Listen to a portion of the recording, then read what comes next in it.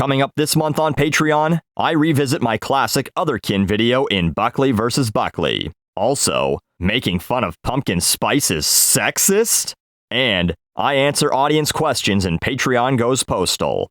All this and hours of bonus content already waiting for you at patreon.com/doseofbuckley. Sometimes I think that the internet can be so pissed off that sometimes a story can sneak through without getting the shit kicking it probably deserved. Take, for example, the new Oscar rules. Here's a story that's just primed to start fights on the internet, but I think between everything that's happening in the US right now, all the racial tension, COVID, the upcoming election ramping up, dipshits destroying California for Instagram likes, and Netflix apparently releasing movies for Jared Fogle to watch in prison, there's only so much keyboard rage to go around. So, I saw this story trend for about 30 minutes one day, and then immediately get buried.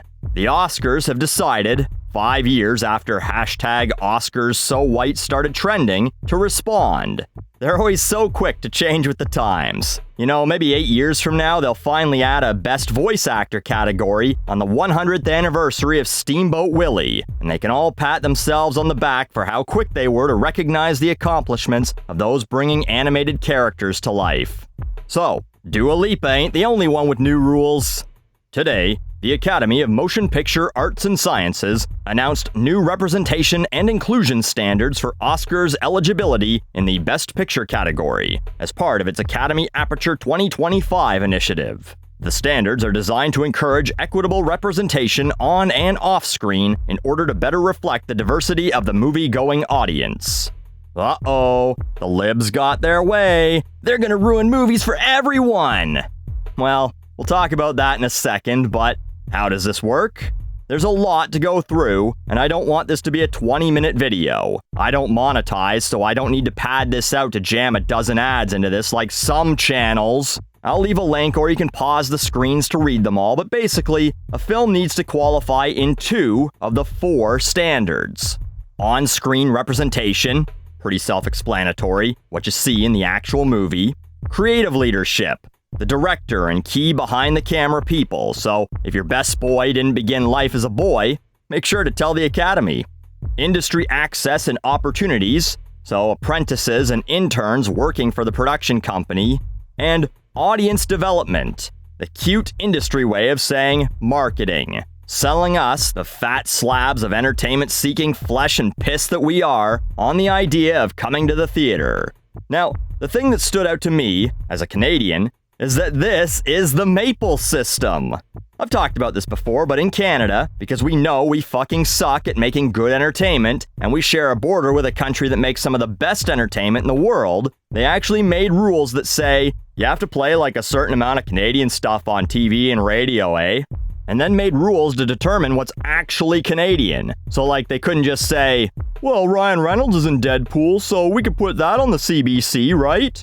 And for music, they have this whole thing called the Maple system, because we're walking stereotypes, where in order for a song to be considered Canadian, it has to fit, wait for it, 2 out of 4 categories. The music has to be written or composed by a Canadian, the artist has to be a Canadian citizen, the performance has to take place in Canada, and the lyrics have to be written by a Canadian. Pick 2. There are Justin Bieber songs that are likely not considered Canadian, because while he's Canadian, he's definitely not writing the actual music. He records in LA, and when a song has 7 writers, it's difficult to believe that he's considered the principal songwriter. Like, oh yeah, Bieber wrote 51% of the song, and then these other 6 people each contributed exactly 8.1666 repeated percent of the song lyrics. So congratulations, America. Bieber is yours now. But anyway, the Maple system's harder to fake than this Oscar thing. And this is why you can untwist your underwear if you were upset that the Oscars caved to cancel culture, or whatever it is you're frothing about on the internet these days if all the other stuff hasn't already burnt you out.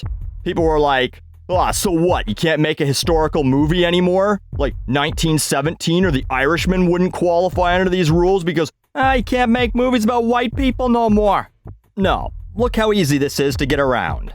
We'll skip Standard A. If we're making something like The Irishman or 1917, the melanin levels are going to be way too low to qualify.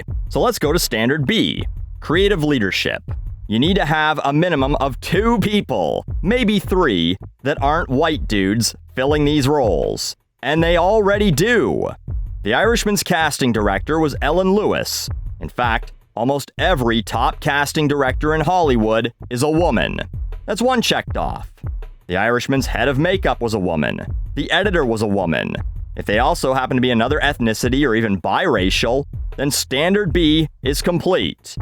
Then, we'll just skip down to Standard D, representation in marketing, publicity, and distribution, which might be the most vague one of all. The studio and/or film company has multiple in-house senior executives from among the following underrepresented groups. What's a multiple? 2 is a multiple. Either way, continuing to use The Irishman as an example, Netflix distributed the movie, and there are 3 production companies involved. You don't think they can find multiple people there somewhere? Shit, ignore the production companies. Netflix's executive team includes 3 women, one of whom is black, their chief marketing officer. 3 sounds like a multiple to me. Done. The Irishman, a movie directed by a white guy about a big old pile of white people doing a bunch of white people stuff over the course of a few decades, almost definitely meets the Oscars' representation and inclusivity standards without even breaking a sweat. Seriously, anyone who's like, oh great, it's affirmative action. The US is mostly white, but white people won't be able to get jobs in film anymore. You literally need to have like 10 names in the credits out of the 500 fucking names they show on screen, not be a white guy. If you audited the 2019 Best Picture nominees, I'd bet they all qualify or get very close.